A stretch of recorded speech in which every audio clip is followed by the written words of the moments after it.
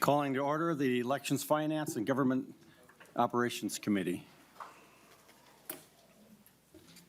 Any Representative Altenorf? Chair Quam, I move to take the minutes of February 12th from the table.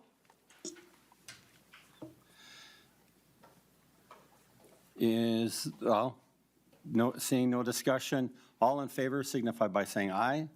Aye. Opposed, nay. Ayes have it. Chair Quam, I'd like to move to approve the February 12th minutes as corrected by staff. Representative Altenorf, you had a, I'll let you by this time, but I'm late. So are there any discussion on the, all in favor? Aye. Aye. Aye. Opposed, nay. And it passes. So I see we have the author of House File. There's another set of minutes. Oh, we had. 17. Oh. I have been informed we have a third set of minutes. Is there a motion? Representative Lee. I move to approve the minutes from our latest session, February 17th, 2025. Representative Lee moves the minutes from February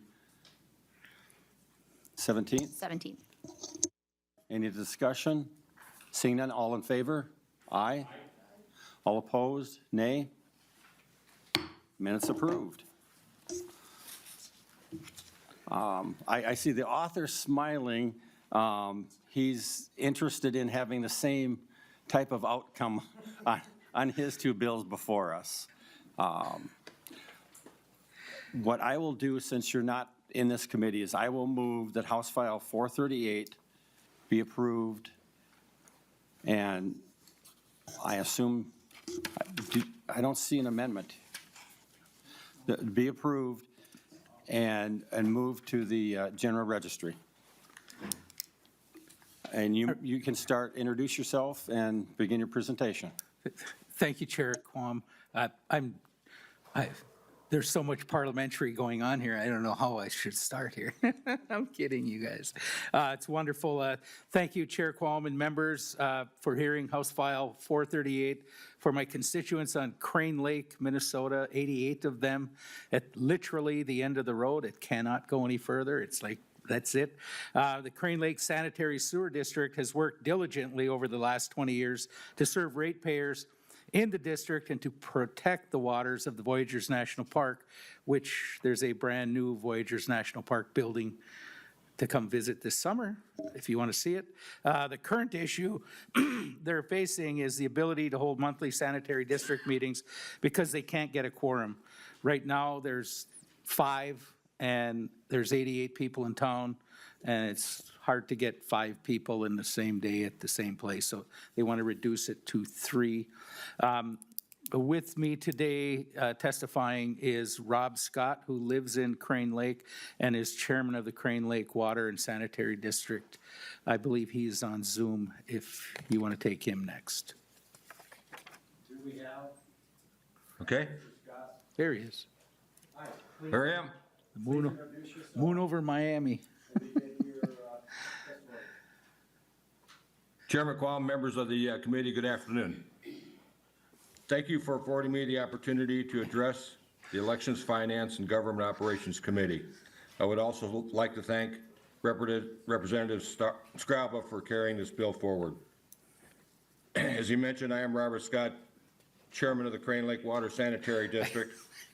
I've been involved with water issues my entire adult life, and I've been the chair of the sewer district for 20 years. The Crane Lake Sanitary District was established in 2004 and has worked through numerous challenges in handling sewer waste that impacts the watershed of Voyageurs National Park.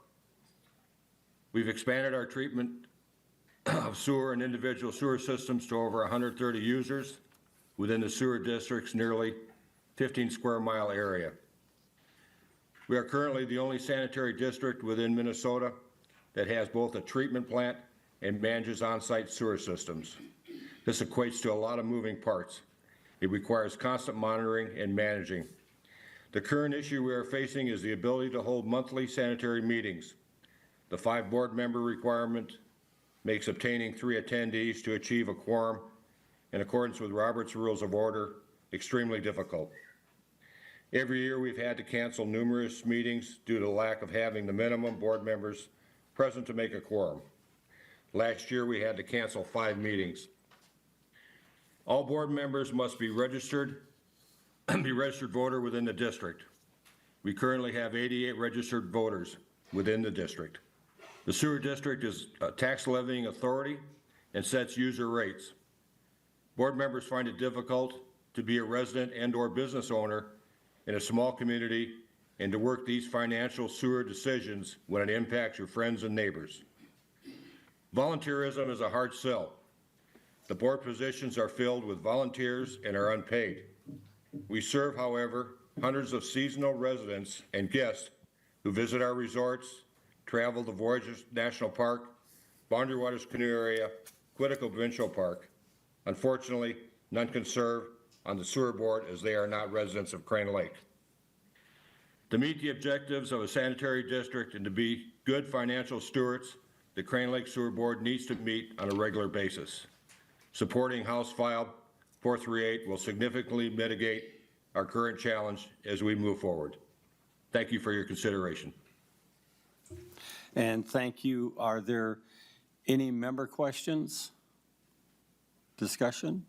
To the author for your closing statement? Just a pretty simple fix, would help the community a lot. And are you laying it over? Is that what you're doing, or no? Okay.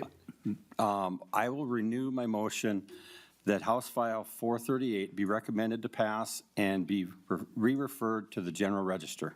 Very good. Any further discussion? All in favor, aye? Aye. All opposed, nay? It passes. And on to your next bill. Thank you, Chair and members. Another tough one here. The Sanitary Sewer District last year had asked me to do this, and it got lost in the minutia. And this year it's back in front of us, and it means a lot to the folks up in I Falls. Basically, what happened is South International Falls ceased to exist. It got gobbled up by International Falls, and the other paper makers sewer district ceased to be. It became part of the whole sewer district. So we're looking to clean up the language so these folks can appoint themselves to a board and get going in managing the sewer area up by North Cooch County, which is basically International Falls, and Rainier, a small town east of I Falls. And I will move that House File 1058 be recommended to pass and be referred to the General Register. Any questions from the committee? Seeing none, all in favor signify by saying aye. Aye. Opposed, nay. Motion passes. Thank you. Thank you, Chair Qualm, and thank you for all your support. Northern Minnesota appreciates it. Thanks. Would Representative Perryman? And we've got 3 chairs, so if the 2 testifiers wish to, I guess we got them both zooming in. So to the author, what I'm going to do is recommend House File 286. 286. It hasn't been amended yet, so I'll recommend that be recommended to pass and re-referred to the General Registry. If we put an amendment on, I shall change or amend the motion. And to the author, please introduce yourself and start with your bill. I am Representative Bernie Perryman, represent 14A. And just introduce yourself. This is a very bipartisan bill, as you can tell. Yeah, I'm Representative Breon Curran, representing 36B. So basically, House File 286 authorizes local governments, county and city, to conduct national criminal history checks for applicants for an adult entertainment establishments and massage business licenses, in addition to the state background check that they already are authorized to do. The bill is becoming necessary because of sex traffickers who have come to Minnesota to set up a sex trafficking business under the facade that they're proposing as a legitimate massage or entertainment business. This happened in my area, so that's why it has really been very important to me, and we will hear from some testifiers. But there was a massage parlor business that opened in Waite Park, which is the district I represent, a few years ago, and they did not find any issues with the applicant and the licensees that came to the city, but there was no state background check. So, however, if the city would have had access to I'm going to correct myself, there was a state background check, but there was no national background check. So what I'm saying here is if the city would have had access to national background check information, this business would have never opened up, and they would have found that this business was a multi-state sex trafficking operation that moved to Waite Park. Sex trafficking operations is not confined to my area only. It's really a big statewide issue, and it continues to grow, and it's it's growing fast in the St. Cloud area that I represent. The bill was first introduced in 2019 at the prompting of Lino Lakes Police Chief, who discovered the same issue was happening in his city, but did not have the ability for Lino Lakes to have access to national criminal history information on the applicants for the massage business license. So again, another bad actor that creeped into Lino Lakes. The Minnesota Sheriff's Association and the Minnesota Chiefs of Police Association supported the bill then, and I expect they would today. And we will hear from two police chiefs testifying here in a moment. The original bill included a group of business licenses, but at this time we've narrowed the bill down to adult entertainment establishments and massage businesses because I wanted to make sure we were targeting a very focused sex trafficking operations that were going on in my area. So that is the bill in a nutshell, why I bring it to you today, and it is bipartisan. Thank you to Representative Kern and others who have signed on the bill. And Representative Perryman, is the A3 an author's amendment? It is. It's to get the bill in shape with the proper wording that we were missing at first. So I would move the A3 amendment to House File 286. Discussion. Representative Lee. Okay. Okay. All in favor of the amendment to put it in the form that the author desires, signify by saying aye. Aye. All opposed, nay. The bill is amended, and I shall now change my original motion to move House File 286 as amended to be recommended to pass and be referred to the General Registry. And the author can continue, or would you prefer the testifiers by Zoom? I would like to have the two testifiers that are on Zoom to give you their words and their experience that they're currently experiencing. Thank you. Would Mr. Bentrude? Yes, can you hear me okay? Yes, please state your name and your affiliation and go on with your testimony. Yes, I am Dave Bentrude. I am the retired chief of the city of Waite Park, retired in May of 2023. And I appreciate the opportunity to testify in front of this committee. And I'm speaking in support of House File 286. And you'll hear from the chief that followed me here shortly. But just real briefly, Wade Park was significantly involved in sex trafficking work going back probably over 10 years now. And it manifests itself in a variety of different ways. The last several years, we saw a significant increase in the number of massage salons or facilities that were springing up in our city. A number of those had nexus to other cities throughout Minnesota. And while many massage therapy places are legitimate, we found that many were not, and they were involved in illicit activity as a part of what they were advertising as massage therapy. We did the best that we could. We established an ordinance, a licensing ordinance back in 2019, and we did our best to start initiating backgrounds. However, at that time, we were prohibited or restricted from being able to run or use our state criminal history database with only limited exceptions, which Chief Resnicek will explain.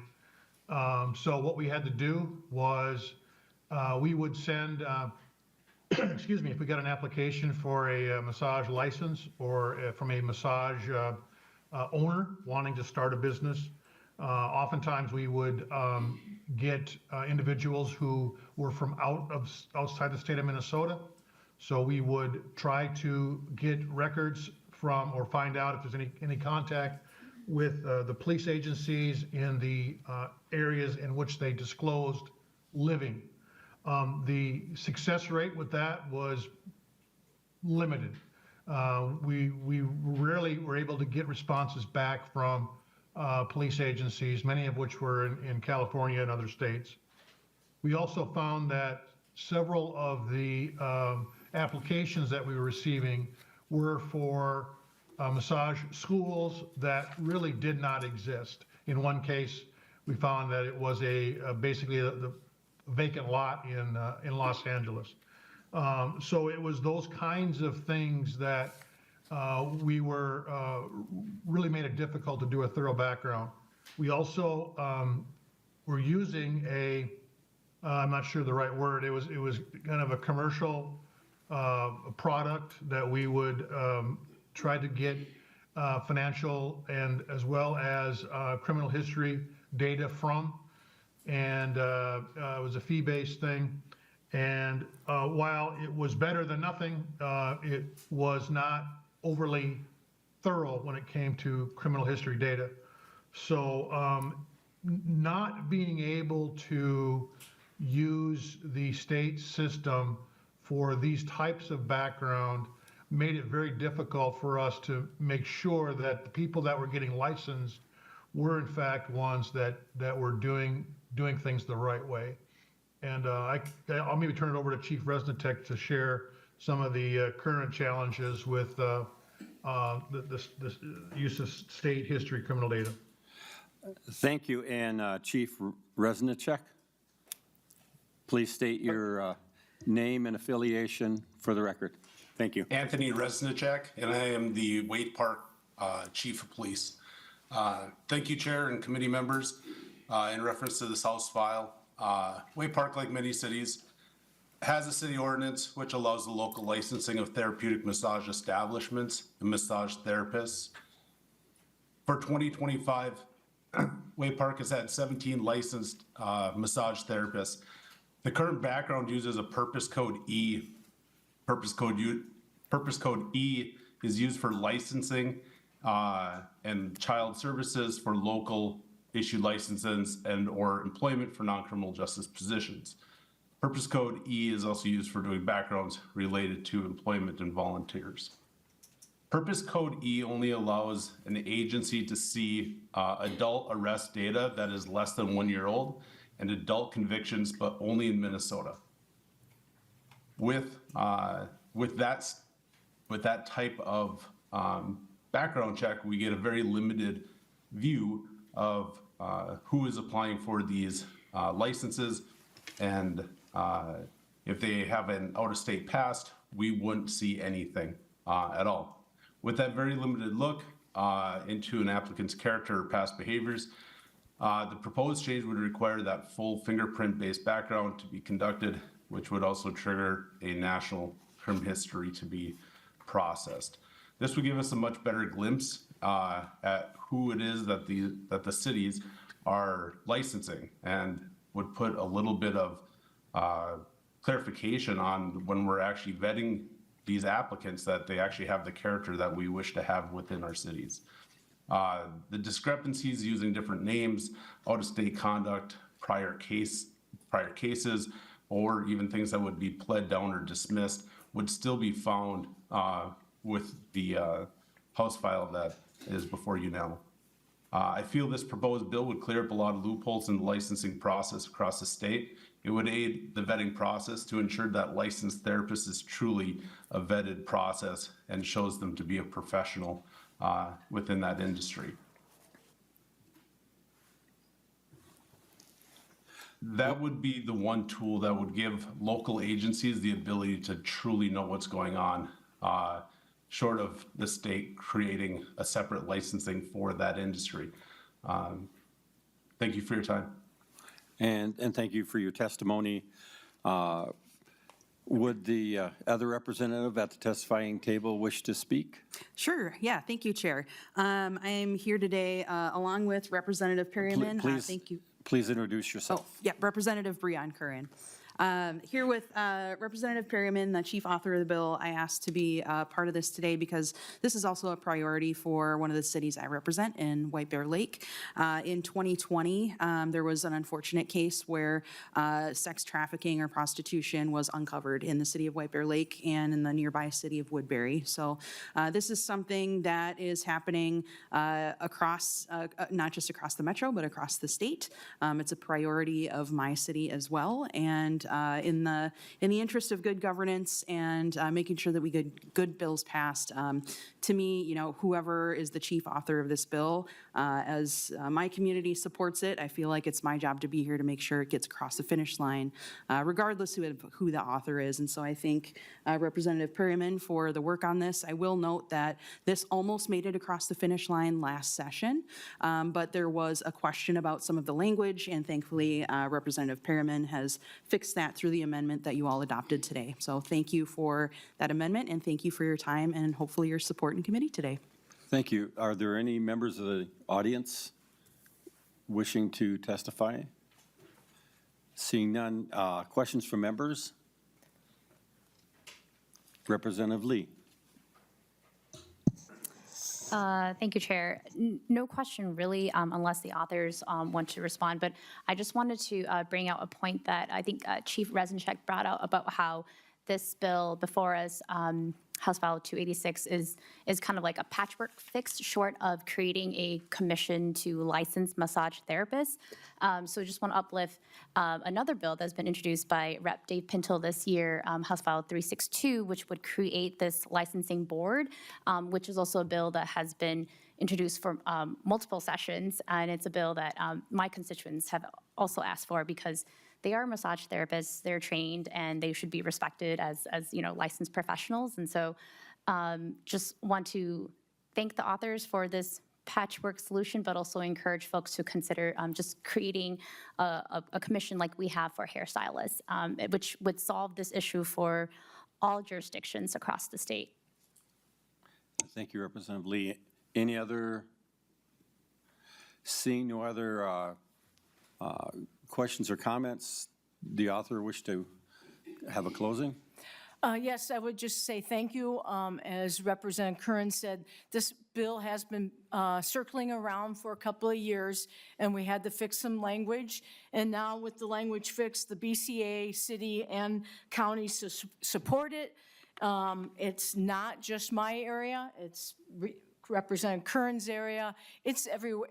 Everyone in the state of Minnesota are probably hearing or experiencing something about what is going on with sex trafficking. This bill is good to go deeper and just will be good because there's a few bad actors, and sometimes we don't catch them. This new legislation will catch them before they even get to the part of the city and practicing their work. So it's a good bill. It's bipartisan, and I ask for everyone's support. So thank you very much. and thank you. And with that, I will renew my motion that House File 286, as amended, be recommended to pass and referred to the General Registry. All in favor, aye. Aye. All opposed, nay. And it passes and moves on. Thank you to the authors. If the author of 550 would approach and sit down at the testifying table. Actually, we might get out of here less than an hour the way we've been zooming through, but I think maybe not. And Representative Torkelson, if you would, well, actually, I will make the motion. I move that House File 550 be recommended to pass and be referred to the State Government Finance Committee. And to your bill, Representative Torkelson. Well, thank you, Chair Quam. Paul Torkelson, District 15B. It's exciting to be before this committee. Getting a bill heard before this committee has been a long, slow journey for me personally. As you may remember, I was vice chair of this committee last year and unable to get a bill heard, so this is quite a treat. Happy to be here before you today with a bill for the Bipartisan Redistricting Commission. As I'm sure you all know, we draw new districts every 10 years based on the census. I was the Republican lead on the redistricting committee the last time around, so I do have some familiarity with the process at least as it existed at that time. This bill recognizes how important it is that we make this a legislative process and avoid it going to the courts. The courts, of course, have ended up drawing the final bill for a number of years, a number of cycles, and that could potentially be a real problem for us as legislators if that happens again in the future. So this bill is a way of avoiding that. It's a constitutional amendment, pretty simple in nature, and it sets up a redistricting commission that is bipartisan, evenly divided, and recognizes the political nature of the work of redistricting. With that, Mr. Chair, I think that kind of covers the basics. And in the interest of getting done in a hurry, I'm happy to take questions. I believe we have a number of testifiers. Representative Torkelson, did you have a author's amendment, A1? Yes, Mr. Chair, I do have an author's amendment. I would move the A1 amendment to House File 550. Thank you, Mr. Chair. I'll just briefly explain the amendment. This really recognizes the potential for circumstances that are similar to the circumstances we find ourselves in this session, where titles aren't what they normally are because of a potential tie. This just recognizes that and adjusts the language in such a way that we make sure the right people are in the right places. Representative Freiberg. Sorry, this didn't even occur to me until you mentioned the potential for a tie, but this changes the language to say the leader of the largest political party caucus and the leader of the second largest political party caucus. In the event there is a tie, which is larger? Representative Freiberg, having seen sports and sports ranking and placing, I am aware that it's not unusual for there to be a tie, so you'd be tied for number one, and then the next spot would be number three. So, the general operating, position would then have the top two, which this is basically stating the top two. If there is a modification to that language, did you have an amendment you wish to move forward, Representative Freiberg? Not offhand. Like I said, I had only thought of this when he mentioned the issue related to the tie. I mean, maybe nonpartisan staff can answer whether it's sufficient, whether there's any language that would, if that is an issue, which I don't even know, because what you said about the top two getting in there might very well solve the issue too. So I don't know. I guess I'd be interested in knowing what nonpartisan staff thinks. Actually, I had it confirmed. My suspicions was this was drafted by nonpartisan staff as clarifying language for the situation we're in. And so, yeah, basically, this is the language from nonpartisan staff to cover the situation we find ourselves in, what, twice in a lifetime or generation.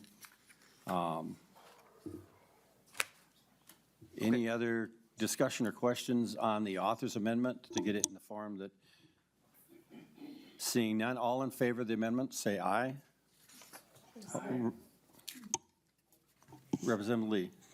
Thank you, Chair. I mean, I think our usual nonpartisan staffer isn't here, and so I want to make sure we just don't speak on behalf of them, because they draft what we tell them to draft. And so I don't know if that's the situation that the chair or Rep. Freiberg was referencing had been contemplated. So, I mean, I don't know if there's a way that we can double check. Representative Lee, I remember there being discussion about an author's amendment and that it was being drafted by nonpartisan staff. That's why I had in my mind, that was a statement I was going to make. And the support staff mentioned to me that it was from nonpartisan staff. So, I guess Representative Freiberg. Thank you. I didn't mean to prolong this point. We do have some issues with this legislation. This is not a major one of them. The motion was to refer this to state government finance, correct? I'm seeing nods. So, I mean, just with the author's commitment that he'll just look into this and see whether this is an issue, and if it is, this issue can be addressed in state government finance, I'd certainly be fine with that. I detected There are the some author other issues we might indicating that have he that would, might be a he would bigger do deal. that. All in favor, aye. All opposed, nay. It is so amended, and I will change my motion, underlying motion, to move that House File 550, as amended, be recommended to pass and be referred to the State Government Finance Committee. And part of that was to clarify its destination again. And to the author, was there any additional, or did Representative Green wish to make an amendment? Thank you, Mr. Chair. I will offer, and I want to sort of clarify the DE. There was a miscommunication between our research staff and nonpartisan staff, and so the bill was drafted as it was last year, which included things were not just the Redistricting Commission. I intended to offer just the Redistricting Commission language. So I think what I'll do today, since this bill's going on to State Gov, is that I'd like to talk about it because it's a different framework, and then maybe withdraw it because it's not, it includes more than it should. Does that sound like a plan? Thank you.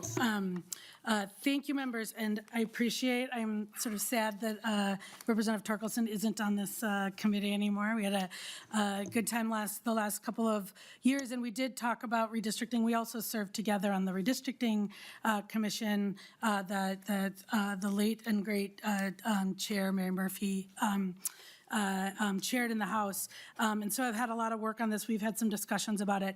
I just want to talk about a little bit the framework that many of us in the House have been working on and thinking about, particularly in light of the experience that other states have been having with redistricting commissions. There's lots of ways to take the power out of the hands of the legislatures, which I think is, it should be the goal, right? The conflict of interest of us drawing our own lines and us determining for voters what the district is as opposed to voters choosing us, is I think that one of the goals we all have, but how you create the commission really matters. And the first, I want to sort of compare the difference. I am hoping that this amendment and this the constitutional amendment plus the statutory piece does end up in front of the author in a way that you could accept or work on. The main difference is that it's a difference between an independent commission and a bipartisan commission. So I want to talk about a few different ways how they, instead of going through the 30 pages, how they differ.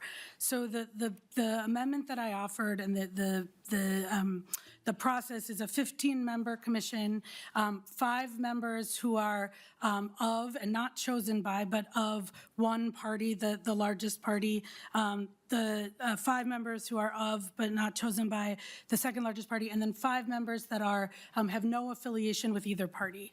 We know that, and I think that the world, that many folks and people serving on this commission may have some affiliation with one political party or another. We need to make sure there's balance, but we also know there's lots of people out there who have no affiliation, and we want to make sure that at least a third include those folks. So the difference between this commission is it's 15, and the bill we have in front of us has 8 who can serve on the committee, and I think we may have some questions about it, but we spent a lot of time trying to figure out who could serve on the committee and the process for appointing them.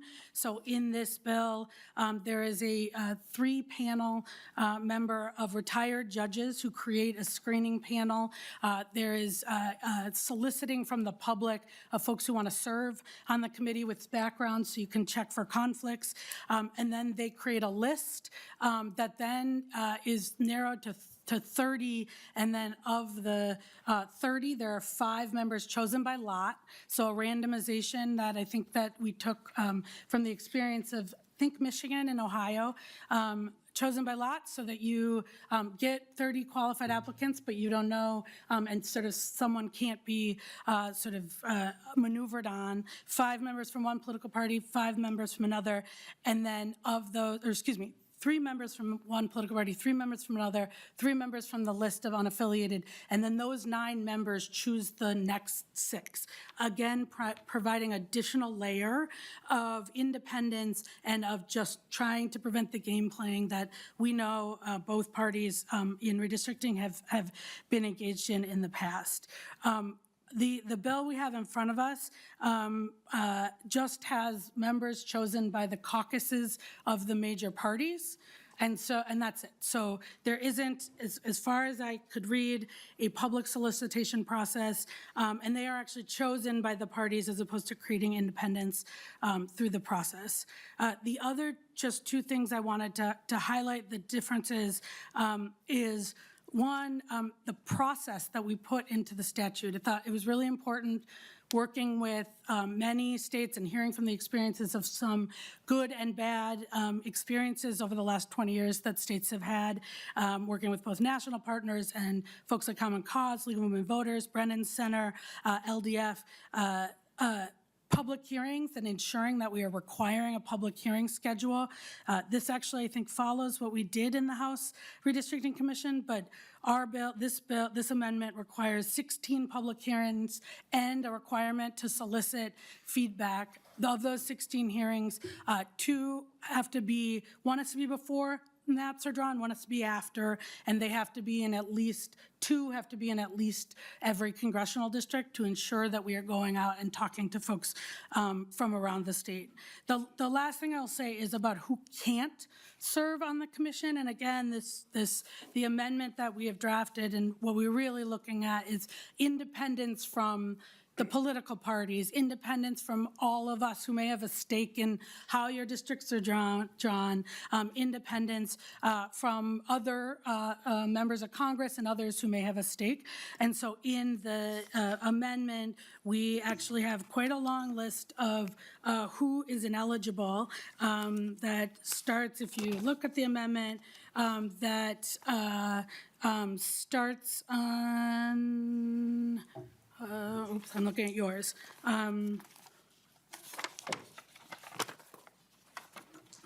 2 or 3.4 and goes, I won't bore you by reading it, but it goes all the way down to 3.27 in terms of identifying, political consultants, lobbyists, folks who have served in the last 6 years or have run for office in the last 6 years.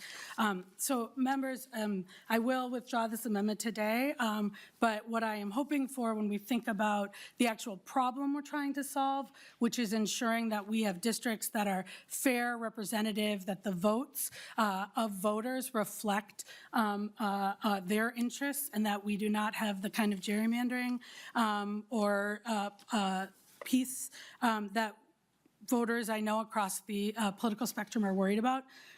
The other thing I just will say, as someone who's been working on this a long time as a voting rights lawyer, is we oftentimes are very focused on the political gerrymandering, but the history and the original gerrymandering was incumbent protection gerrymandering, and that is a bipartisan gerrymandering oftentimes where parties get together, they may say 90%, cut up the maps, and then squabble over the last 10%. That is also doing a disservice to voters who, again, we should have districts that reflect the areas, the cultures, the communities, the economic centers of those districts, and not just what Democrats and Republicans or whatever party we're talking about get together. So I would say I think we need an actual independent redistricting model. I would love to work on it with you. I think as evidenced by, I've spent a couple of years working on these, lots of states have been working on it. There is lots to learn about the experience from other places, but I think the value of independence and it being independent from the conflict that exists in the legislature and in Congress, frankly, whose districts we're drawing is really, really important. So with that, I will withdraw this and hopefully it will be offered at another stop. Thank you, Representative Greenman, and thank you for that extensive description of your DE amendment, which actually each of our first three bills took less time each because they were straightforward, and this is a complex discussion. Looking over the amendment, I did notice that a fair quantity of the state Supreme Court would not be able to be on the state Supreme Court if these type of restrictions were placed on being able to serve there. I served with a Supreme Court member, and that would have then made him not allowed to be appointed. There's people that were were the lawyer for the governor in a short period of time. So, part of what we got to look at is weeding out experienced people. I assume that the Representative Green thinks that the members of the Supreme Court are experienced, and part of their experience, which would have kept them from being there, would allow them to actually have better knowledge and background, to move. And I am going to have the author reply to maybe comments on your amendment. Representative Quam, or Chair Quam, can I just respond to your judicial analogy? Because, thank you. Go ahead. And it's Greenman, and I know you know that, but we also have a Green. So I would love to work with you on judicial selection reform. I think there's been a lot of conversation with that. That would have to be a different constitutional amendment. What I will say is we're trying to solve for two different issues. Here, what we're trying to solve for is the very specific issue, which is members of the legislature or people influenced by Congress shouldn't be, their staff, their lobbyists, shouldn't actually be involved in drawing the maps. And so a current Supreme Court justice also shouldn't be on the commission, and I don't think would be able to. But if we're talking about judicial reform and the whole process of judicial selection, to me, that's a different issue, and I have a bill, an amendment, if you want to talk about that too. Well, the reason why that came to mind is the fact that several redistrictings have been drawn up by the actions of the state Supreme Court, and the assumption that the state Supreme Court is nonpartisan, in doing redistricting, which is this function, I saw some discrepancy from your bill's logic to what's been happening. But I will now start to ask people to come forward and testify, and please keep it within 3 minutes. And first on the list would be Brian Cook. And next on the list is Michael Lee. We've got three chairs, so if you want to come up and get ready, and Mr. Cook. Great. Thanks, Mr. Identify Chair. yourself for the record. Great. Chair Quam, members of the Elections, Finance, and Government Operations Committee. My name is Brian Cook. I'm the Director of Taxes, Fiscal Policy, and Elections for the Minnesota Chamber of Commerce. I appreciate the opportunity to share why we're supporting Representative Torkelson's House File 550. The Minnesota Chamber, which represents over 6,300 businesses with over 500,000 employees, supports changes to Minnesota's state election process to allow for greater voter contact and participation. State and federal elections are critically important to businesses since they have long-lasting impacts on companies of all sizes, their employees, and the communities that they support. Like every Minnesota citizen, businesses are subject to taxes, regulations, and laws. And like citizens, businesses have a constitutionally protected right to participate and support or oppose issues that impact them. That's why the Minnesota Chamber has had a long-standing position that Minnesota should draw legislative district lines by a commission. Minnesota's current process requires the governor and legislature to pass legislation setting these new boundaries. However, for a variety of complicated reasons, this process has not been successfully completed in over 50 years without intervention by state or federal courts. Minnesota has an opportunity right now to adopt a more effective, reliable, and transparent system before the 2030 redistricting cycle. House File 550 takes a critical step in that direction. It creates a transparent framework where political biases are exposed rather than hidden, giving Minnesotans meaningful insight into how district lines are drawn. Importantly, it ensures that substantive public participation with the actual decision makers isn't limited to those with the financial resources or legal expertise to navigate the court system. We believe that a redistricting commission should be evenly balanced in its partisanship and based on principles that are mutually agreeable and comply with applicable state and federal laws. This bill structure requires bipartisan compromise, which we anticipate will lead to fair and reasonable outcomes. The final details of any redistricting commission proposal will require thoughtful input from all four caucuses, and I think we've seen a little bit of that input so far today. And we're encouraged by the bipartisan support this proposal already has at the legislature.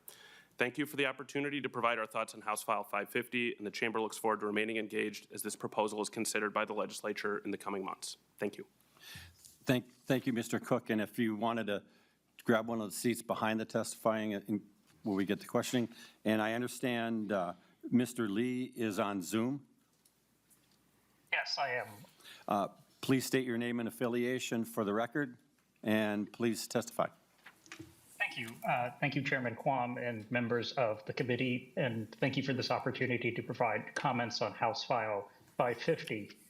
While I am senior counsel at the Brennan Center for Justice at NYU School of Law, we are a nonpartisan think tank that works on a variety of democracy-related issues, including redistricting and gerrymandering and voting rights. While the Brennan Center is not in a position today to endorse House File 550, it does applaud the committee for taking up this bill and continuing a very important discussion about what the future of redistricting in Minnesota might look like. And this is an apt time to have this discussion. Polling has consistently shown that Americans across the political spectrum dislike the abuses that come when map drawing is done through partisan controlled processes, and their dislike is not misplaced. The Brennan Center's research has found that the single biggest predictor of whether a state has maps that are fair or gerrymandered is who controls the map drawing process. And when that process is controlled by a single party, as has been the case in much of the country, the maps tend to be much more unfair. While, as people have noted, these abuses have not occurred in Minnesota because of the legislative deadlock, that really is in a lot of ways a factor of luck. In the 2010 redistricting cycle, Minnesota came within 8,700 votes in the governor's race of having a Republican trifecta. And likewise, last decade, Minnesota came within a few hundred votes in a state senate election of having a Democratic trifecta. In the future, it's all too easy to see scenarios where either Democrats or Republicans could have sole control of the process and use it to ram through gerrymandered maps. House File 550 acknowledges this problem and does take a step in the right direction by requiring the 6 of 8 members of the Bipartisan Commission vote to approve a map. However, the Brennan Center believes that House File 550 is not sufficiently comprehensive and contains other structural weaknesses that make it susceptible to not working as intended. As noted, there are very few restrictions on who can serve on the commission. Right now, the only people excluded are current elected office holders, party officials, lobbyists, the chief of staff of a current office holder. All of those people could serve on the commission. They have deep conflicts. And indeed, in other states with this type of commission, such as New Jersey, the process has continued to be highly politicized, resulting in many cases in deadlock. And even where it doesn't result in deadlock, we find that things like incumbent protection or party advantage are often the drivers of redistricting choices, even where they're not supposed to. A few other comments on House File 550, very briefly.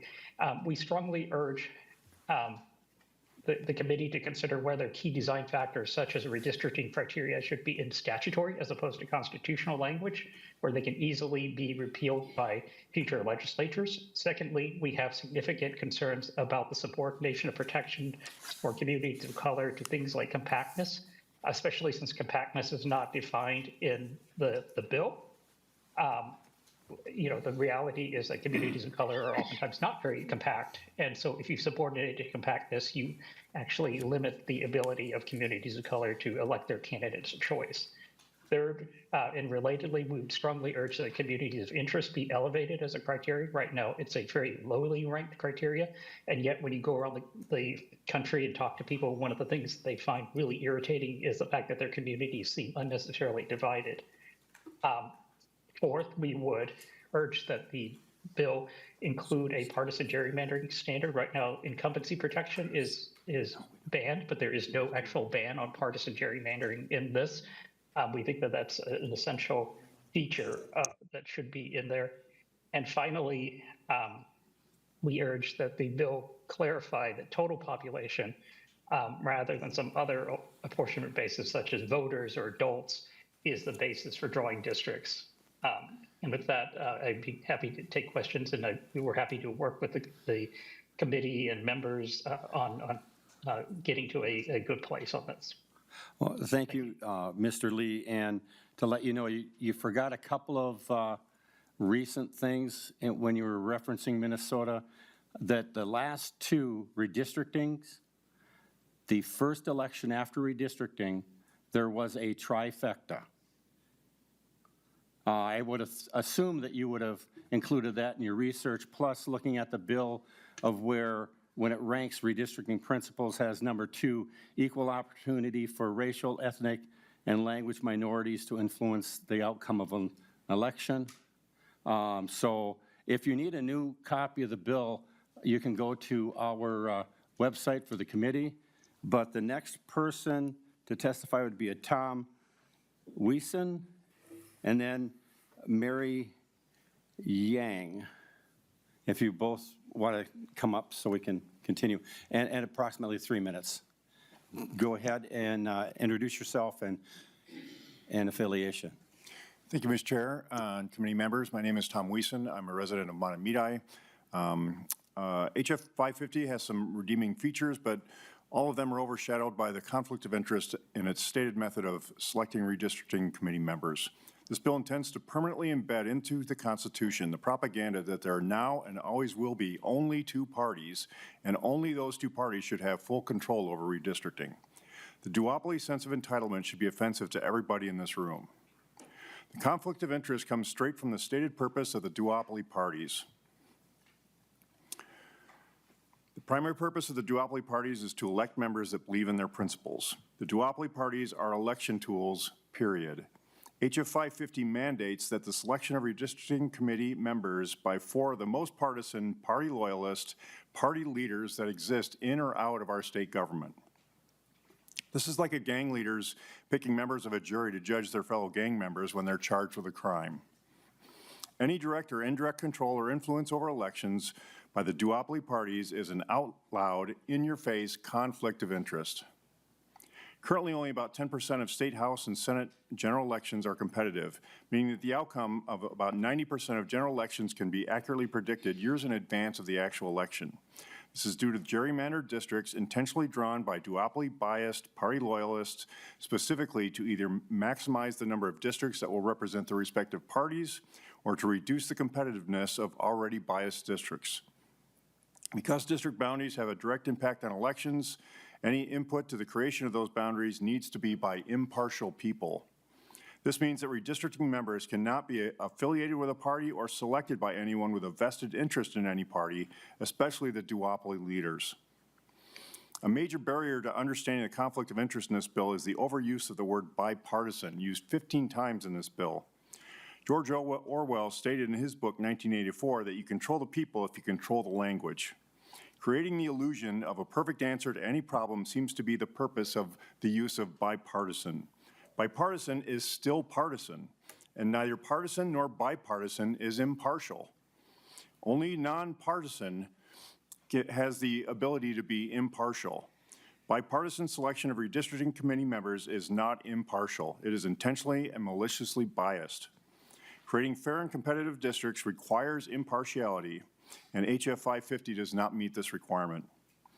A vote yes on this bill means that you put corrupt party loyalty well above the interest of free, fair, and representative elections and above your constituents. Oh, I got the mic on now. Thank you for your testimony, and if you'd be, and I'm not sure if May is on the. I'm here. Oh, thank you. And then the last testifier I show is Anastasia. If you would please take the third seat. Please introduce yourself and your affiliation, and then testify, please. Sure. Try to keep it in 3 minutes. Yes. Good afternoon, Chair Quam and members of the committee. My name is May Yang. I'm the Senior Manager of Policy and Partnerships with the Minnesota Council on Foundations. MCF is a statewide association of over 150 grant makers focused on ensuring Minnesota has a strong charitable sector and an inclusive democracy where everyone can be seen, counted, and heard. We are committed to strengthening democratic systems and civic participation. As part of this, we are committed to state decisions and investments that will prepare Minnesota for a full 2030 census count and redistricting processes that put people first through fair representation. We are heartened to see efforts to reimagine the redistricting process for Minnesota. The creation of a commission recognizes that Minnesota's traditional process has not been working. However, we wish to express some concerns with the proposals outlined in House File 550, which would minimize community input. First, House File 550 proposes that commissioners be appointed by elected officials, which allows for conflicts of interest. To ensure that commissioners are acting in the best interest of all Minnesotans and not favoring any one party, we advocate for an appointing authority that is not affiliated with any political party. Secondly, the redistricting principles listed in House File 550 rank communities of interest toward the bottom. Ideally, the preservation of communities of interest would be closer to the top. Doing so would allow for Minnesotans with shared policy concerns, history, language, geography, and more to be empowered. And lastly, there is no language for hearings to occur during the evenings or weekends when more community members would be able to attend and be heard. We encourage language that commits to hearings scheduled during the evenings and weekends to maximize Minnesotans' participation and the ability to have their voice heard. We urge the committee to consider other redistricting models that would promote fairness and community participation. An independent commission, such as the With Us Fourth Amendment, House File 4593, introduced last session, would promote a more inclusive democracy by establishing redistricting processes and principles that maximize community input and participation, allowing Minnesotans to have a role in ensuring district lines reflect changing community needs and interests. Thank you to the committee for your leadership and interest in redistricting reform and for the opportunity to testify today. Thank you. And please introduce yourself and testify, please. Good afternoon, Mr. Chair and members of the committee. My name is Emma Rage. I'm the Policy and Civic Engagement Manager at Common Cause Minnesota. My Executive Director, Anastasia Belladonna, was planning to testify today but is unable to due to illness, so I am reading some key points from her statement. You should have a copy of her full statement as well as the policy analysis in your packets. Common Cause Minnesota is a nonpartisan grassroots organization working to create an open, transparent, and accountable government. Although we have a C4 arm, we never use our C4 to endorse a political party or candidate. And our national base has over 1.5 million members nationwide, along with 28 state offices. In Minnesota, we have just over 26,000 members. Despite belonging to various party affiliations or not being affiliated to any party, the one thing our members have come together to do is support our work in ensuring that our republic's democracy is safeguarded and everyone's vote counts. We are grateful to Representative Torkelson for creating space to have this discussion on the need for redistricting reforms, and we remain committed to working with Representative Torkelson and Senator Rest and others on moving a bipartisan common sense bill that centers Minnesotans in the model process and criteria. As many sitting on this committee may recall, we have led the work on moving these reforms in partnership with everyday Minnesotans, impacted communities, and stakeholders since 2018, and we are focused on homegrown solutions that directly involve all of our stakeholders. We are asking members of this committee to stand boldly in partnership with our collective efforts to move bipartisan redistricting reforms that reflect the contribution of many ideas that meaningfully center Minnesotans. The With Us For Us constitutional amendment, authored by Representative Cleburne, who has been a key ally to community conversations to center Minnesotans, is the only bill that authentically reflects ideas and solutions that truly meet the needs of Minnesotans. While we leverage national partners to align national best practices and to learn with the collective vision for redistricting reforms, national perspectives do not replace local experiences. We have concerns with the model process and criteria laid out in House File 550. The most concerning goes to the heart of the problem, the elected officials' inability to center Minnesotans and move bipartisan maps for the last 6 decades. The court's role is limited, and they do not draw their maps from scratch. They merely tweak district boundaries to account for numbers, and we are much more than numbers. House File 550 allows caucus leadership to handpick proxies on a body that is supposed to be independent, and it lacks meaningful transparency and critical checks and balance and only exempts current electeds and their families from selection. Please wrap it up. Yeah. Under House File 550, electeds can pick lobbyists and actual party members, such as party chairs, to sit on the commission. We respectfully ask that members of the committee and Representative Torkelson stand boldly with constituents and stakeholders, and at this time, we are not able to support House File 550. Thanks so much. And thank you. Is there anyone else from the audience wishing to testify? Seeing none, member questions? Representative Coulter. Thank you, Mr. Chair, and Representative Torkelson. It's good to see you back in this committee. I have to say, I'm not quite as disappointed as Representative Greenman that you're not on the committee because you're so smart. It's always hard to argue against you. My question, though, is, under this bill, it would take 6 members of this commission to adopt a plan. So what happens if there is a deadlock, if they're not able to get 6 votes to adopt a plan? Representative Torkelson. Well, thank you, Representative and Chair Quam. The design of this is really to force them to reach an agreement in a way that makes sense. I am not sure of the remedy if they cannot agree. And it does have another committee if people would be willing to work together, but Representative Coulter. Thank you, Mr. Chair. And I think I just wanted to sort of raise that question. The second question is, and I'm looking specifically at lines 2.13 through 2.16. This is a list of individuals who are excluded from participation in this commission, and it's a pretty limited list. It's current federal, state, or local elected officials and their immediate family members. So, fortunately, my wife isn't going to be able to serve on it. And then current appointed officials who are otherwise defined as public officials. Can you explain why is that list so limited? Why are the exclusions that and only that? Representative Torkelson. Well, thank you, Mr. Chair, and thank you, Representative. The nature of this bill is really, it kind of recognizes the fact that this is a political process, that it's unavoidable that it be a political process. Even when the Supreme Court in the past, their panel that they've appointed presents a redistricting bill, redistricting map, they examine that map before release to see how many members are paired, for instance. So recognizing, everyone recognizes that this is political. The other point I'd make is the systems available to draw maps have become extremely sophisticated. The computer modeling that is done is amazing, and it's only going to get more amazing as the sophistication of computer programs continues to increase. So recognizing the partisan nature of the work and understanding how sophisticated the technology is, I think this bipartisan approach is the best we can come up with. Representative Coulter.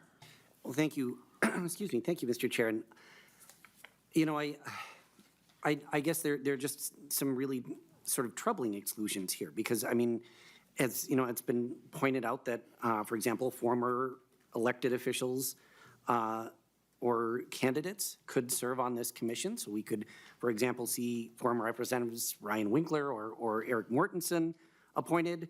Current and former party officials could serve on this commission. So, I mean, I think Ken Martin has other things on his hands right now, but David Han could serve on this commission.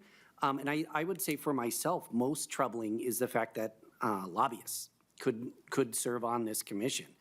And these are, you know, those are all folks who have as Representative Greenman mentioned, a very vested interest in the results of those maps. And, you know, we could name our chosen organizations, whether it's the Chamber of Commerce or Education Minnesota or whoever it is, that I think folks would find a little bit troubling to see on this commission. So I think those are just some really, really concerning issues. And the other concern that I would raise is, you know, folks have kind of used varying terms in describing this, bipartisan and so on. But I really, you know, I think, and one of the testifiers specifically mentioned polling that shows how folks oppose a partisan-controlled process.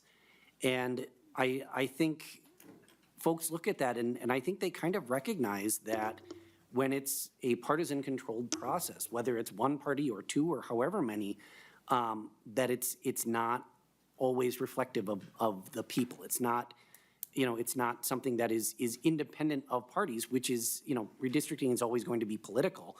But I don't know that it should be partisan, and I don't know that most folks think it should be.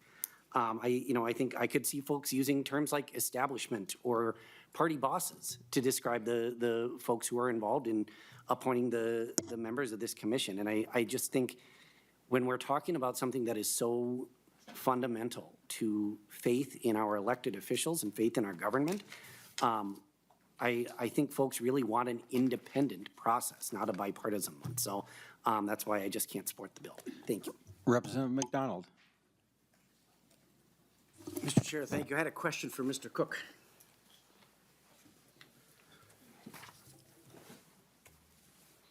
Mr. Cook? Mr. Chair, thank you. Mr. Cook, you made a comment, and I think I've heard this before, but it has been over 50 years decided by the courts that this legislature just simply couldn't get the job done because of the partisanship. Can you expand on that just a little bit and give perhaps your expertise opinion as to why, for 50 years, we couldn't do it here? Mr. The Cook. courts had to do it. Mr. Chair, Representative McDonald, you know, it's an interesting question, and part of it, I think, goes to the conversation that we've had in this committee about the inherent conflicts of interest. I don't want to speak too out of school, but I would guess if you'd put the 4 redistricting leads in the last cycle in a room together and said, come out with a map, and that's going to be the map, and no one else is going to have to, you know, take a vote to the floor on that, the legislature might have been able to get a map out of here.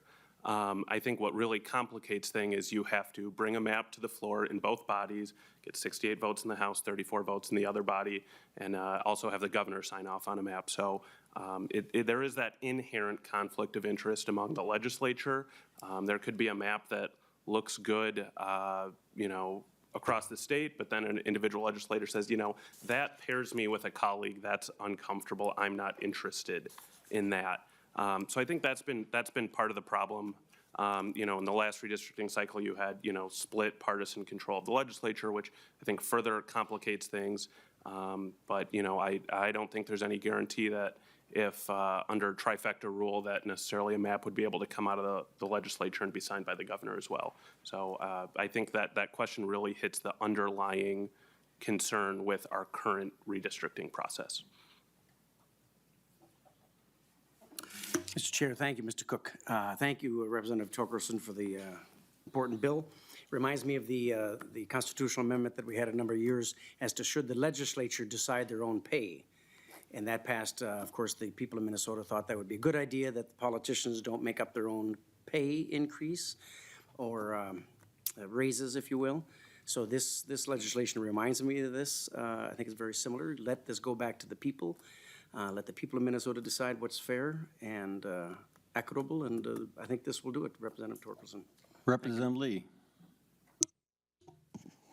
Thank you, Chair. I have two questions, the first one for the author and then the second one for Mr. Lee. To the author, I'm just curious if you can tell us how you came up with the order of principles in House File 550. Representative Torkelson. Thank you, Representative Lee. Chairman Quam, well, these principles are the same, I believe, that we've been using in recent past. And the order of principles is something that is always a challenge because they're all good, but they can't all be equal. Representative Lee. Thank you, Chair. And I raise this because, I mean, I think all of us on both sides of the aisle recognize that we have a problem. We want to create maps that are fair and representative of people so that, you know, folks who vote in the community feel like their voice is being heard and it's amplified. And so, you know, this is one of a couple proposals that have been introduced. Last session, we had a couple proposals. And I just note that, you know, in some of those proposals, really important things that I care about, which have been amplified by some of the testifiers today and some of the letters in our packets, is communities of interest. And so that's why my second question is for Mr. Lee. I know the Brennan Center has done multiple studies on redistricting and how redistricting may or may not represent you know, truly voters and the composition of different districts. And so I wondered if Mr. Lee could comment on how, you know, actually representing communities of interest might also make maps more responsive to the communities that the district borders are drawn around. Well, this being a bicameral, bipartisan bill hopefully helps with that, because you referenced previously last time around. Mr. Lee. Yes, well, thank you for the question. You know, it is an interesting thing that when you keep communities together, you actually tend to end up with more competitive districts, and that's certainly been the case in the states where independent commissions draw maps under a requirement that they preserve communities. And, you know, a prime example is California, where the California Commission is not allowed to consider the political consequences of maps. They're not allowed to use political data except for limited purposes for Voting Rights Act compliance. And yet you end up with a lot of competitive districts. You know, the Republicans probably maintained control of the House. Well, they took control of the House in 2022 because of competitive districts in California. Democrats, you know, likewise have won those at various times. And the reason for that is it's actually quite logical if you think about it. When, you know, if your mood is sort of changing, if you're sort of, you know, mad about school closures or mad about COVID rules or mad about abortion or whatever, the likelihood is that other people in your community might similarly be mad. And what happens when you have gerrymandered maps is that you're sliced and diced and combined with voters who don't sort of share those concerns. And so there isn't that level of competition. But when you keep communities together, community sentiment is allowed to come to the fore. And that's, after all, why we have the founding generation set up elections every 2 years, because the thought was, as the mood of the people changes, so should the composition of legislatures. But because of the way that maps are drawn, that doesn't happen. But if you keep communities together, it actually ends up that you end up with a good number of competitive districts. Not every district, you know, some communities are just very, you know, set in stone. But, you know, a lot of places you do end up with a lot more competition. Mr. Lee, I was just curious why you didn't reference, there have been multiple cases that have had to go through the federal court system in regards to districts that were drawn heavily with a racial component, and there was the argument that that diluted the number of people that could be elected to serve that community because it was overly stacked. So did you have a comment as to the basis for fairness of one extreme to the other? Because it's been evident in federal courts. Well, I'm not sure, like, if you look at the maps that sort of fairly represent communities of color, they oftentimes are fairly balanced in terms of their partisan composition. Now, there arguments that, like it may, for example, prevent the election of more Democrats, right? That, you could, for example, do a Democratic gerrymander in Georgia or Texas if you sort of like got rid of minority districts and just, and you would end up electing more white Democrats, right? And that's sort of the argument. But, and that certainly was the case in the, up until the 1990s, that, division of communities of color was designed to entrench white Democrats by depriving minority voters of their power, but it also hurt Republicans, right? And so, there were two aggrieved groups in those cases. It was Republicans and minority voters, but it turns out that when you create the minority districts, you have better representation of communities of color, but at the same time, you were able to increase more Republican representation in line with how voters in states like Texas and Georgia and North Carolina were voting at the time. They were beginning to be more Republican. But they were not winning, and they were winning statewide oftentimes, but they weren't winning at the district level. But if you create the minority district, you ended up with fairer maps for both of those two groups. But of course, ultimately, the requirements of the federal Constitution and the Federal Voting Rights Act do take priority over any state rules, and that's simply a function of the supremacy clause of the federal Constitution. Thank you, Mr. Lee, for bringing in a little bit of clarity to the fact that the best intentions may have other aspects pop out of it. And so, hopefully we keep that in mind. There is no perfection. There have been flaws found in each type of setup of rules. Representative Lee. Thank you, Chair. I guess I just want to close out this line of questioning to say, when we are legislating, we are always trying to look for unintended consequences, right, and trying to mitigate that. But it is also true that when we legislate our values. And so, I would just say Section 3 here, has a pretty clear order of principles for the commission to consider. And so, for me, I vote no on this, and I think we need to work on it more in this committee because it doesn't prioritize communities of interest, minority representation, and things that we know would make districts more reflective of voter preference. And so I thank Mr. Lee for his contributions and also commentary from the chair. But I just want to make sure that that's clear, that for me, and also from the testimony we've heard today, there are concerns about the principles that this commission would consider, and I think we need to think it through a little bit more. Thanks. Representative Vernig. Thank you, Mr. Chair. I have one comment and then one question. So as we just heard, there are flaws with each system, and I think some of the concerns that we're bringing up are trying to make this only better. The Minnesota Council on Foundations mentioned, that there's no language for hearings to occur in evenings or weekends. As a working mom with 3 kids, during the day is kind of hard, so I understand that request, as well as having those hearings more accessible around the state. Geographically, we're a pretty large state, so having those available not just in the metro, or if they were all in, I don't know, by Crane Lake, it'd be kind of hard to attend.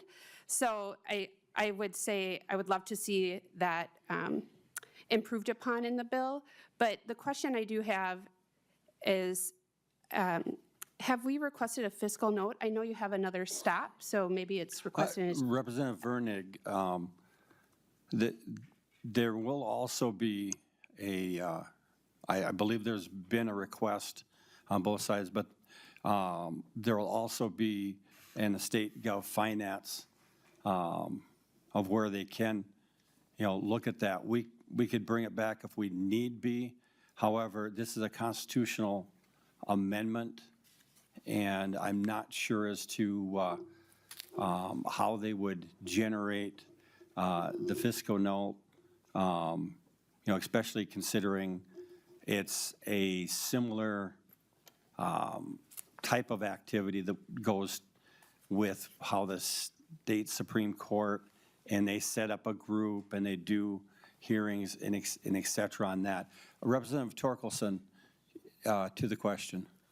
Yes, thank you, Chair Quam. I believe a fiscal note has been requested, and of course this bill has numerous committee stops, and we will be discussing all those issues as we move forward. Representative Vernig. Just a follow-up question. I'm new, right? So it's only my second year on the committee. Would this be funded out of the elections budget? I would check with the author of the bill, because this is a bill that has been around for a longer period of time, it being a constitutional amendment, and the fact that it doesn't impact this budget we're working on, the tails budget, and the budget after that. It would make it for a very complex, 6 to 8 years out, guessing on the funding. So that's part of the reason why we don't instantaneously have a fiscal note. But to the author to comment on that.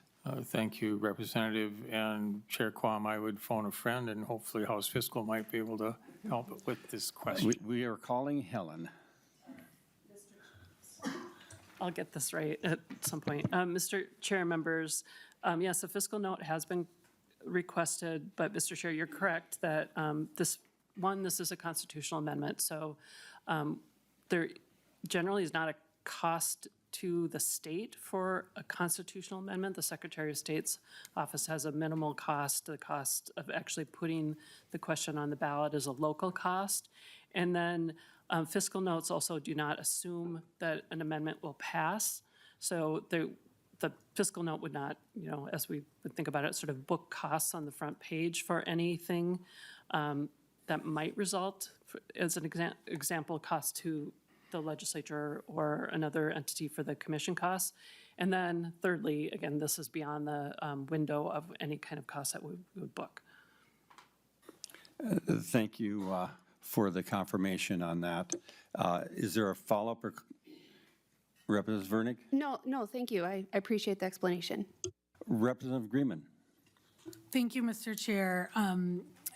Representative Torkelson, and I think we've heard some folks who've been working on this for a while. I'm wondering, when you were crafting this bill, what groups, what organizations, what states did you work with to get the language?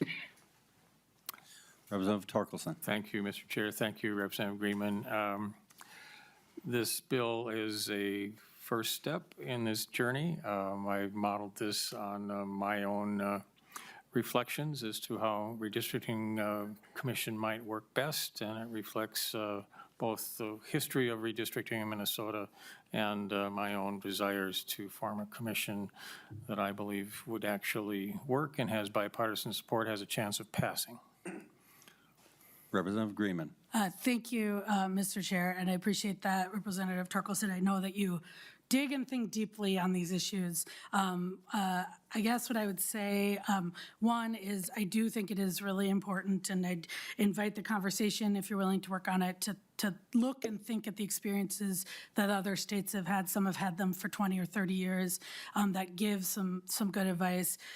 The other thing I would just say is, we heard a lot of testimony today, and I think all the testimony, except for the chamber, were from folks talking about wanting more public input, more public decision-making.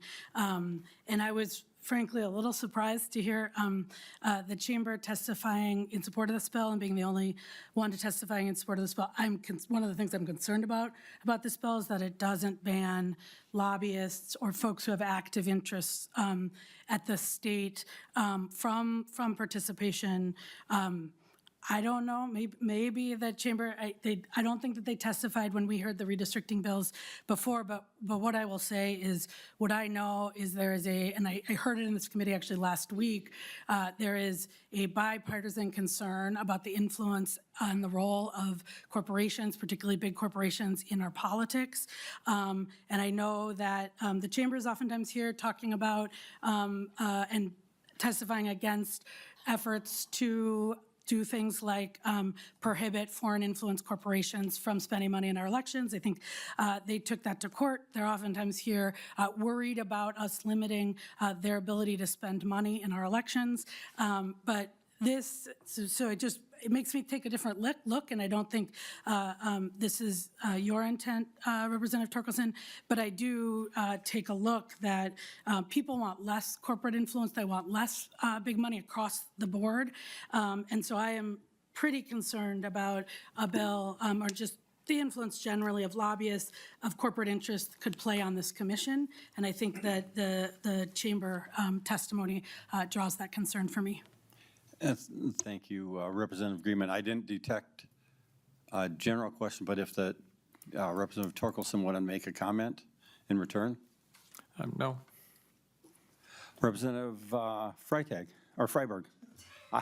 I apologize. I worked many years with a person with that other name, but it's very similar. And I've also served many years with Representative Freiberg. So Representative Freiberg. Thank you, Representative Quam. I feel like maybe you're just trying to like mess with me, so just to kind of mess with my flow before I ask a question, because it's worked, frankly. So, all right, but that's fine. So a couple of the members on this side of the aisle actually kind of covered the questions I was going to ask. I was interested, for one thing, who Representative Torkelson worked with on the bill. We did have, our caucus had proposals last session from Representative Cleavorn and Representative Long, and I know both of them spent a lot of time getting input from stakeholders, nonpartisan stakeholders at the state level, at the national level, national experts in redistricting who've kind of seen what sorts of processes, structures, criteria in place lead to good results and which ones can lead to gridlock. And I'm just a little concerned that that work hasn't been done here. From that discussion that we had last year, I mean, there were some objections to the process we followed. In the case of Representative Long's proposal, there was some concerns raised from the other side about some of the additional components in the bill beyond the redistricting proposal. But generally in the substance of either proposal, there wasn't that much objection, and this bill is very different from either of those proposed structures. So I have some concerns there. I was thinking, Representative Vernig, thank you for asking the question about the fiscal note. I realize, we can't book costs, without knowing whether or not an amendment passes. I realize this is several sessions out into the future, but I do think it would be very helpful for us to know what the future legislature, in the event that this passes, does. There are provisions related to staffing. I know this is Representative Chair Torkelson mentioned some of what the computers can do now related to redistricting, and that's certainly very true, but that requires some resources. So if we want this to be effectively done, I think we want some way to ensure that the future legislatures are supply sufficient resources so that this can be done efficiently. Finally, one thing I didn't hear too much discussion about was kind of the process of voting, and I was right before you called on me, I was looking for the provision in the bill, but I know there's a provision in here that says there's 8 members. I think you need six or seven of them to 6 of them to approve, but 4 of those have to be from each of the appointed groups. So that's the group appointed by the Republican and Democratic caucuses within the House and the Senate. And I do worry that could give any one caucus too much veto power. So if the chair, if the lead member of the House Democrats or of the Senate Republicans decides they don't like the proposal, then they can essentially just direct those 2 members that they helped appoint, don't vote for this, and that would effectively be a veto. One moment, Representative Freiberg. Representative Torkelson, I thought that there was a separation so that when they were announced, that they weren't able to have conversations with legislators, but that I've seen multiple versions of this bill over the years. So clarifying. I would have to take some time, Mr. Chair, to look that up at this point in time. I don't have the entire bill memorized, but you may be right. Okay, and sorry about interrupting, Representative Freiberg. I do know that over the,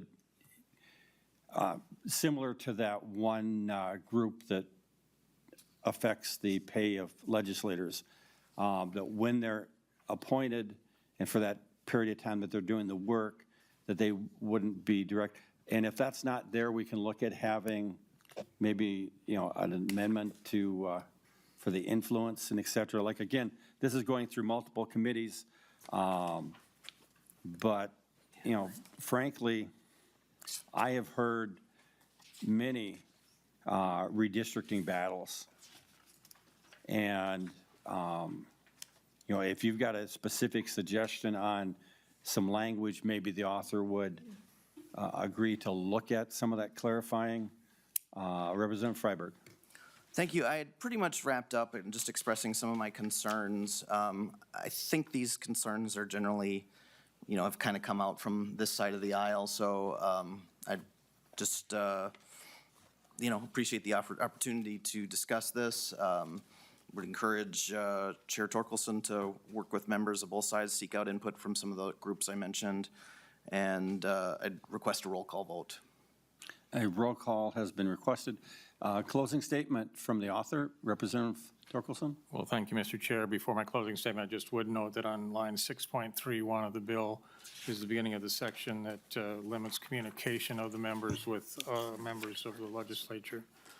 Redistricting, ladies and gentlemen, is a big deal, and we in Minnesota will likely be faced with a reduction in our congressional apportionment in the next redistricting cycle. We barely hung on to 8 members of Congress this last cycle.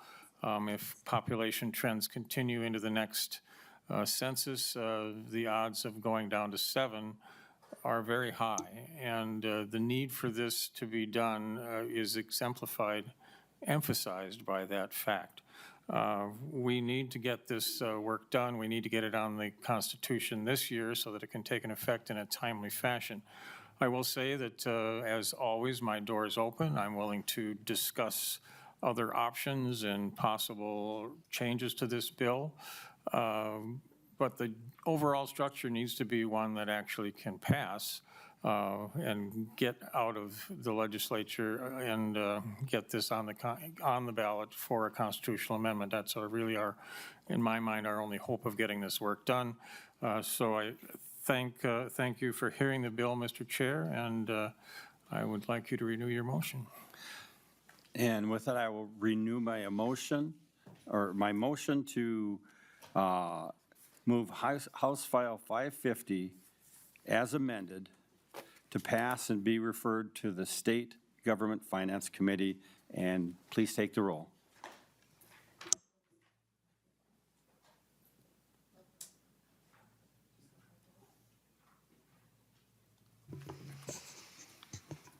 Chair Quam. Aye. Vice Chair Altendorf. Aye. Representative Acom. No. Representative Coulter. No. Representative Davis. Aye. Representative Gordon. Aye. Representative Greenman. No. Representative Lee. No. Representative McDonald. Yes. Representative Roach. Representative Vernig. No.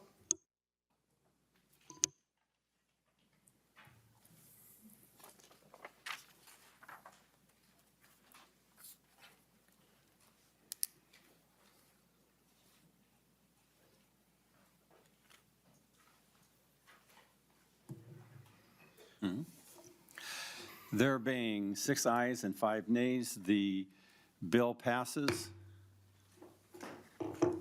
And looking at my agenda, I'm not seeing any additional. Thank you to the author. Thank you to members.